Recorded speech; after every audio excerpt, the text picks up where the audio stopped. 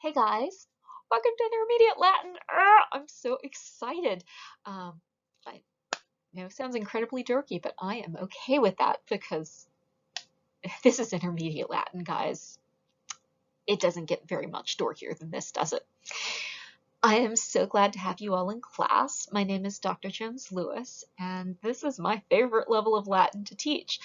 So much so that I ask my colleagues to let me have both intermediate sections as a rule. This is because Intermediate Latin was the level when I realized that I love this language and I want to do this for the rest of my life.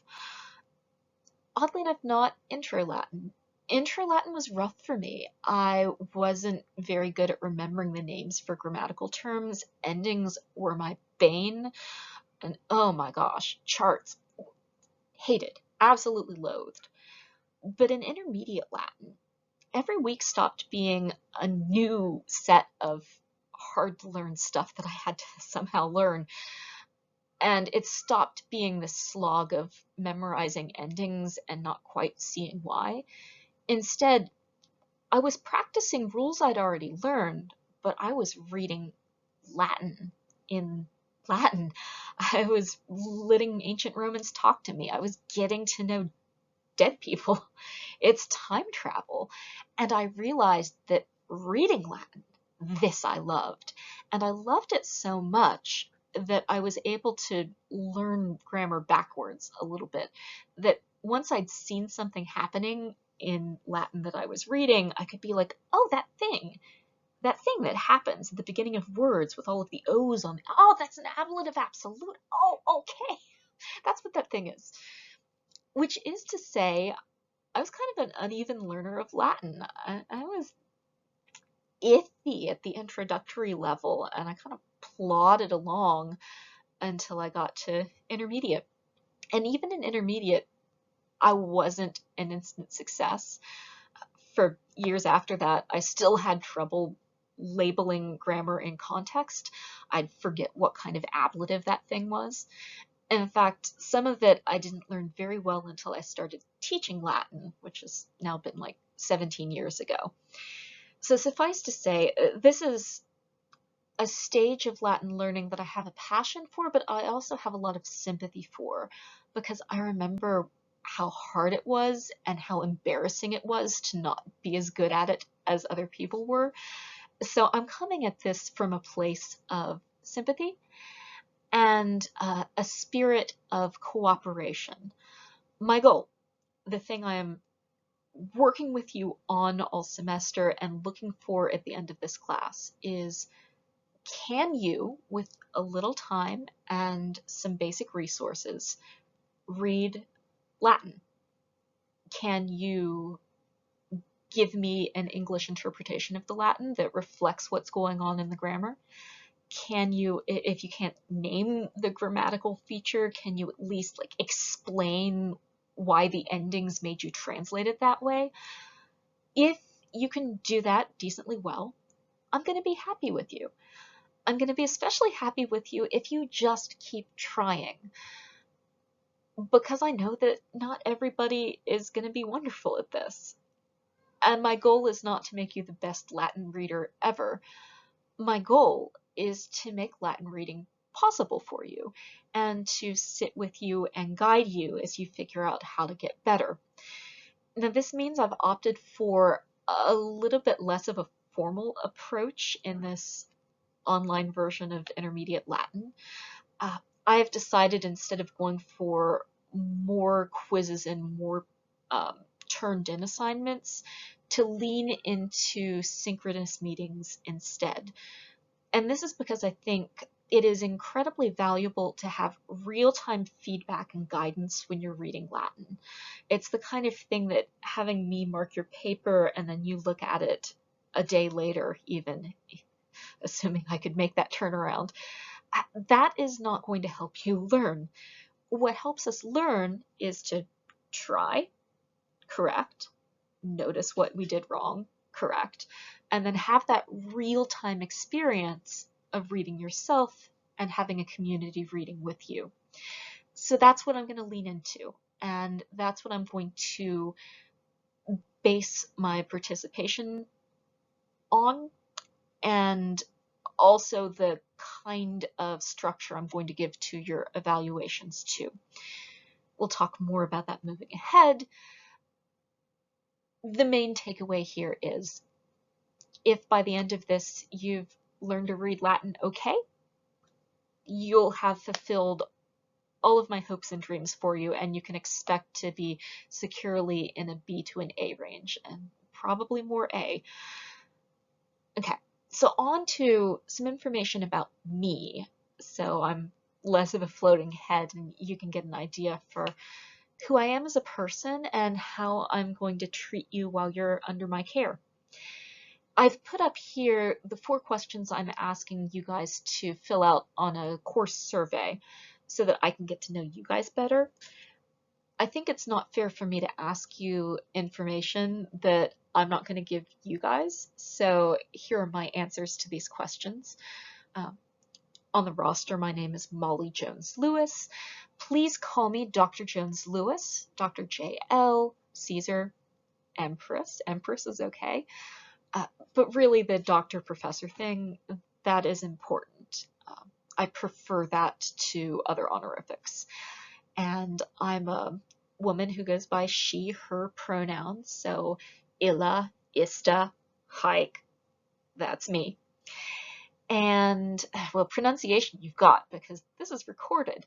When you give me your names, please give me an idea of how to pronounce it, including what syllable the emphasis is on, and of course, correct me. And correct me because of the thing I'm about to tell you for number 3. I'm going to ask you to talk to me about special needs or circumstances that you think might come up during the course of the semester. I've got some myself. First, I have a learning disability called dyscalculia that, among other things, makes it difficult for me to put names with faces, and the more common the name is, the more I will struggle. If your name is Eric, I am so sorry. I'm also very bad with Joshes. Not only will I mix up the Erics, but I'll call Eric Josh. This isn't deliberate, and I'm asking you guys right now, formally, please help me by correcting me, jog my memory. I'll get it right eventually. It just takes longer and is harder for me to learn that. And when I mess up your name, it's not because I don't like you or value you. Quite the opposite. So please help me do that correctly. Likewise, same thing if, I reach for the wrong pronoun or if I'm not saying it right, just let me know. It's important to me that I do this well, and you seriously will not hurt my feelings by bringing it up. I know that it's a thing. Next thing, you may have noticed I'm wearing these red glasses. It's not because I love red glasses, but because I have chronic migraines. Most of the time, this isn't going to impact us too much. In fact, I have contacts I usually wear to help me deal with bright light and blue light. Screen light especially is a bit of a problem for me. It causes me some pain if I'm not wearing filters. Most of the time, the only impact this will have on you is that I might be cranky some days. If I've noticed that I'm cranky, I'll just tell you it's not you, it's a migraine, because I don't want you thinking that I'm mad at you, because it's never that. It's probably that I'm in pain. Some days I am going to be too sick to teach, and I'm going to inform you as soon as I'm ready to make that call. And as you know, with migraines, they tend to come up real fast. I don't always have a ton of lead time. I'll give you as much as I can. And when I make that call, I'll send out a message on Discord tagged everyone, just because that's the easiest way that requires the least amount of screen contact. And also that's a way that in a pinch, my spouse can send for me. One other special circumstance that I know is probably a circumstance for some of you guys, I have a family. I hope the rest of you have families too, but my family lives in an apartment and my spouse is an essential worker, which means that Mr. Toddler, Jimmy, my son, he's sometimes underfoot. He's taking a nap now. So let's just hope the nap holds until I'm done recording this thing. And this means that some days I'm going to have to keep one eye on my kid and one eye on my class. And to be quite frank with you guys, that makes me nervous. I feel a little bit vulnerable for you guys to see me parenting, and also for my teaching and my parenting to be happening at the same time. I worry that I'm not going to be as good of a teacher because my attention is divided. So what I'm asking for you here is your understanding and indulgence, but I also want to make it clear that if this is your world right now, I get it. I understand as much as anybody can, and your entire life is welcome if it helps you participate in the class. Like, I will not judge you. Please don't judge me too much. Maybe a little bit. No, seriously, don't judge me. Okay. Now, I'll also be asking you for like dad jokes or a picture of your pet or a funny story from the summer, just something about you that's cool, that's fun. I'll have pictures of my cat up on Discord, so look out for that. And also, I don't know, he's awake. Excuse me. Well, look whose nap didn't last. Hi, Jim. Say hi. I Hi, students. am Yeah, that's a PowerPoint. We're talking to my students. Utica. Uh-huh. Latine ne loquoris. Potes ne latine loqui. Se salve. See, he has trouble with his Latin too. Right, so as advertised, here is Jimmy, my little spawnlet. You my spawnlet? Hello, spawn beast. Yeah, so he is going to be my TA for the semester. So I hope, and there we go. Oh, this is going off the rails. Oh, great. And now you can also see, like, this is my living room. My living room is a mess. I'm in my pajamas. Those of you who are familiar with my general habitus know that I like teaching with my makeup on and a nice outfit and not these glasses. But part of this is to prove a point. I want you to come as you are. You don't have to put your camera on. You don't have to put up an image of yourself. Whatever you need to do to be present and to be active in the online space we'll be using to read Latin together, go ahead and do that. You can come to class from your bed. You can keep your pajamas on. I don't want to see any of you naked, and that's about where my line is. I want you to feel as comfortable as you can, because I know that learning Latin isn't always the most comfortable experience. It's exacting, it's difficult, it's challenging, but it is doable. It is so doable.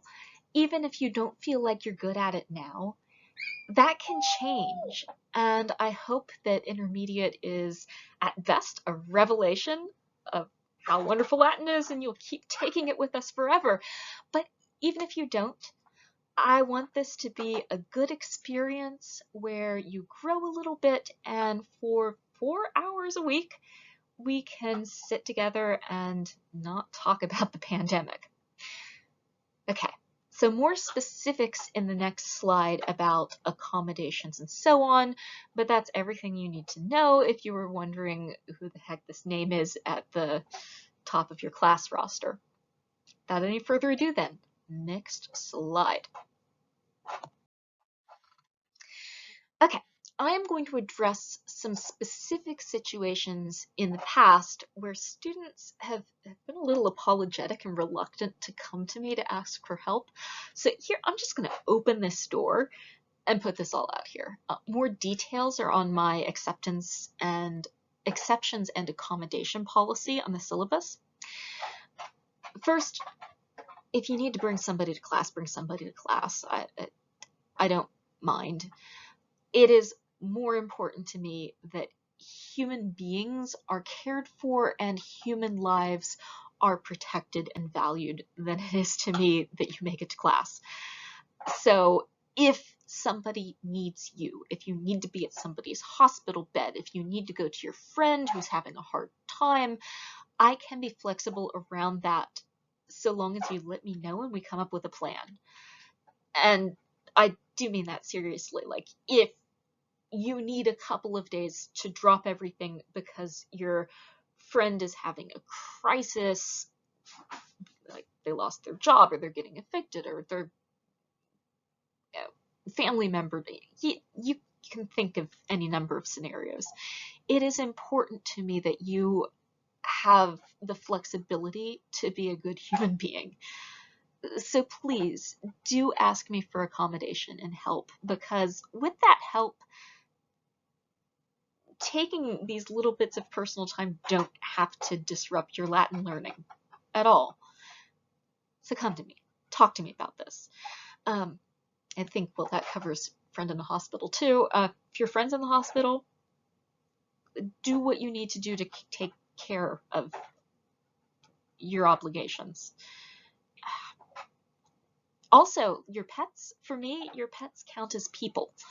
I have 2 cats. My 3rd cat, Scipio, died this summer. It's actually been a little over a month, and I'm still absolutely heartbroken. And I was not okay for the first few days after that happened at all.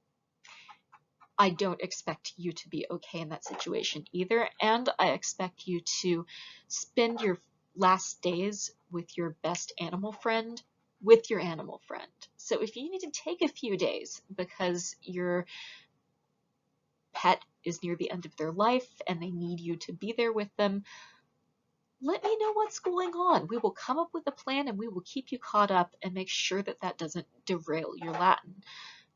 That is what I consider a great excuse. None of these things will I ask you to prove either. I don't need notes. I don't need a sworn affidavit. I would so much rather be taken advantage of a few times than make difficult times even more difficult for people. It's just not something I'm okay with in my own self. So I will believe you. Whatever you tell me, I'll believe you. Again, what I care about is, do we have a plan? And how are we going to keep you moving ahead in Latin given the circumstances that we're working with? Okay. I'm also going to point out, for me, mental health matters too, and mental health is something that I'm open to planning around, whatever that looks like for you and your circumstance. I'm going to specifically bring up being called on in class because I know this is something that for many people with anxiety issues has been a barrier to success in the past. What I've done for those folks is come up with a system where they can tell me it's a good day to be called on or a bad day, and we work out this signal in advance, or they just send me a message privately through Blackboard Collaborate at the beginning of class, so I know that, okay, today's a yes day, today's a no day. Awesome, cool. Like, I don't need proof, I don't need a lot of explanation, just, you know, if we have that deal, if we've talked about it, that's what that can look like. Similarly, if translating in public is just a no-go for you, if that just isn't something that you're going to be able to do and be present mentally in the class, then there are other things we can do. I'm going to have office hours. They're going to be pretty flexible. What I'll probably ask you to do in that circumstance is to make an appointment with me weekly, maybe twice a week, to spot test things so I can see where you're at and how it's going, and where you can check with me about questions you may have. There's also going to be asynchronous resources through the Discord channel. You can ask your friends questions. There are voice chats there too, so you can audio chat with a friend. So if you need to run your translation by someone to feel okay doing it in class, keep that in mind. All of this is to say that as long as I can tell that you're doing what you need to do to accomplish the goals of the class, the details of how we do that are open to negotiation. The same goes with chronic illness, by the way. Again, I don't require a note. You don't have to prove anything to me. I will believe you. It is a good idea to have a plan ahead of time if you know the sorts of problems your chronic illness may cause with attendance and with brain fog sometimes is an issue. It has been for me in the past. So we should probably, if you're feeling up to it, come up with a game plan before we get into the heat of the semester that we can then trigger or not as needed. All of this, though, all of this isn't a one-time only deal, right? I'm not saying, tell me now or never speak of it again. I'd like you to let me know up front, but stuff happens, things change. You may not want to tell me everything because you don't know me. You've just seen a way too long video of me talking at you. In that case, just reach out when it matters. Reach out when you need me. And keep in mind that what I say about human lives and dignity mattering first, I mean for you too. I want you to be as healthy and as safe as possible, and then also to learn Latin. But I don't love you any more or less because of how good you are at Latin. That would be super messed up. And you will not disappoint me as a human being if you struggle with Latin all the way through and it's never your favorite thing. My heart won't be broken. You won't disappoint me. I have a lot of former students that I met in intermediate Latin. They never took a class with me again, and I still hear from them pretty regularly. So again, I want this to be a good experience. It's going to look different for different ones of you. I want this to be a learning experience, and I am asking a great deal of you, right? Because I am asking you to learn Latin and to get better at the grammar and to put in a steady effort to get better. But I'm not asking anything that's impossible or unreasonable.